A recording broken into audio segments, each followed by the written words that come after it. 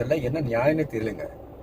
அது நீங்கள் ஆளுங்கட்சியாக இருந்தால் அதுக்காக ஒரு புது கட்சியை வந்து எப்படியெல்லாம் அடித்து அதை வந்து வளர விடாமல் பண்ணணுமோ அதுக்கான எல்லா இதுவும் பண்ணுறீங்க. ரொம்ப கஷ்டமாக இருக்குங்க பார்க்குறதுக்கு. அண்ணா ஒரு கட்சி ஆரம்பித்து அது வந்து மக்கள்கிட்ட இவ்வளோ அது ஆதரவு பெற்றிருக்குன்னா அது அவர் மேலே வச்சிருக்கிற அவ்வளோ நம்பிக்கை.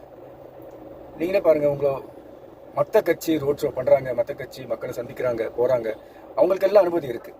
ஆனால் எங்கள் அண்ணனுக்கு மட்டும் அனுமதி இல்லை. இல்லை, ரொம்ப கஷ்டமாக இருக்குது.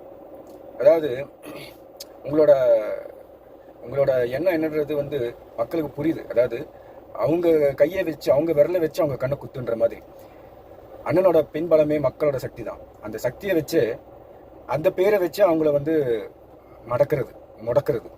அதாவது வெளியில் வந்தால் அசம்பாவிதம் நடக்கும், கூட்டம் கூடும் அப்படின்னு சொல்லிட்டு. ஆனால்